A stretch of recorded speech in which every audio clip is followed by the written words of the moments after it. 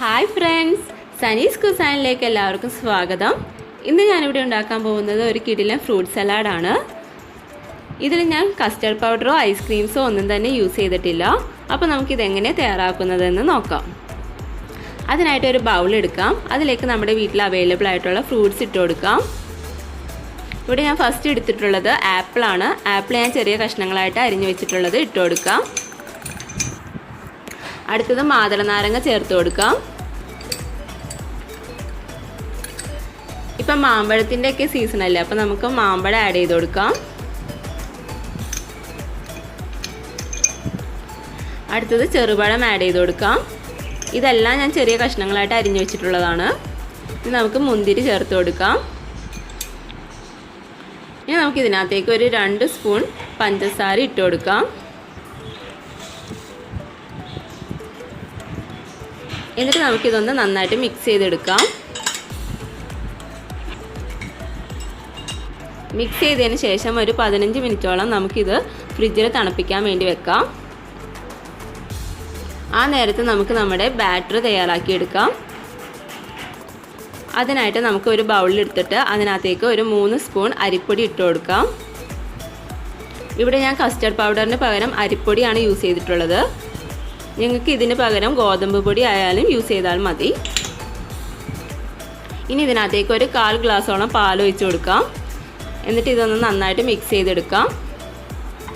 Mix ചെയ്യുമ്പോൾ കട്ട കൂടാതെ മിക്സ് ചെയ്യാൻ ശ്രദ്ധിക്കണം. എന്നിട്ട് നമുക്കിതൊന്ന് മാറ്റി വെക്കാം. ഇനി ഒരു പാനിലേക്ക് 1/2 ലിറ്ററോളം പാൽ ഒഴിച്ചിട്ട് ചൂടാക്കാൻ വെക്കാം. പാൽ നന്നായിട്ട് ചൂടായി വരുമ്പോൾ ഒരു 2 സ്പൂൺ മിൽക്ക് ഒഴിച്ചു കൊടുക്കാം. ഇത് ഓപ്ഷണലാണ്.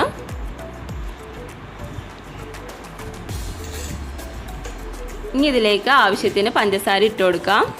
ഞാനിവിടെ 5 സ്പൂൺ പഞ്ചസാരയാണ് ഇട്ട് കൊടുക്കുന്നത്.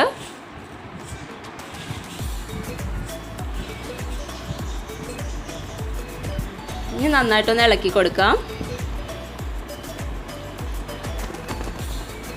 ഇനി നമ്മൾ നേരത്തെ പ്രിപ്പയർ ചെയ്ത് വെച്ചിരിക്കുന്ന അരിപ്പൊടിയുടെയും പാലിൻ്റെയും മിക്സർ ഇതിനകത്തേക്ക് ഒഴിച്ചു കൊടുക്കാം.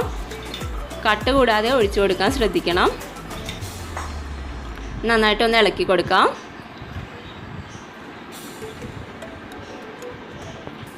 ഇനി കളർ കിട്ടാൻ വേണ്ടി ഒരു നുള്ള് മഞ്ഞൾപ്പൊടി ആഡ് ചെയ്ത് കൊടുക്കാം. ഇതിന് പകരം നമുക്ക് കുങ്കുമപ്പൂവ് ആഡ് ചെയ്ത് കൊടുത്താലും മതി. നന്നായിട്ടൊന്ന് ഇളക്കി കൊടുക്കുക. കുറുകി വന്ന വരെയും നന്നായിട്ടൊന്ന് ഇളക്കി കൊടുക്കണം. നന്നായിട്ട് കുറുകി വന്നു കഴിയുമ്പോൾ നമുക്ക് സ്റ്റവ് ഓഫ് ചെയ്യാം. എന്നിട്ട് ചൂടാറാൻ വേണ്ടി വെക്കാം. ഇതിപ്പോൾ ചൂടാറി കഴിഞ്ഞിട്ടുള്ളൊരു ഫോമാണിത്. ഇനി നമുക്കിതൊന്ന് മിക്സിയിൽ അടിച്ചെടുക്കണം. അതിനായിട്ട് നമ്മുടെ ബാറ്റർ നമ്മുടെ മിക്സിയിലെ ജാറിലേക്ക് ഒഴിച്ചു കൊടുക്കാം. ഇനി 1 സ്പൂൺ വാനില എസൻസ് ആഡ് ചെയ്ത് കൊടുക്കാം. ഇതും ഓപ്ഷണലാണ്. നമുക്കിതൊന്ന് നന്നായിട്ട് അടിച്ചെടുക്കാം.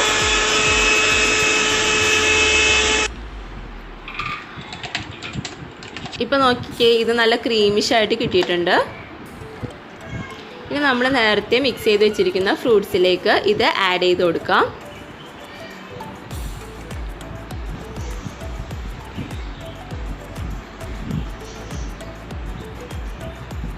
ഇനി ഇതൊന്ന് നന്നായിട്ടൊന്ന് മിക്സ് ചെയ്തെടുക്കണം. ഇതിങ്ങനെ തന്നെ സെർവ് ചെയ്യാവുന്നതാണ്, അല്ലെങ്കിൽ തണുപ്പിച്ചതിന് ശേഷം സെർവ് ചെയ്യാവുന്നതാണ്. ഇതിപ്പോൾ ഞാൻ ഫ്രിഡ്ജിൽ വെച്ച് നന്നായിട്ട് തണുപ്പിച്ചതിന് ശേഷമുള്ള ഒരു ഫോമാണിത്.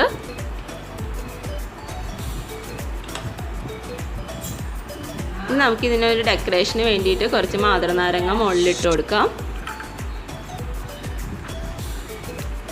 അതുപോലെ തന്നെ മുന്തിരി ഇട്ട് കൊടുക്കാം.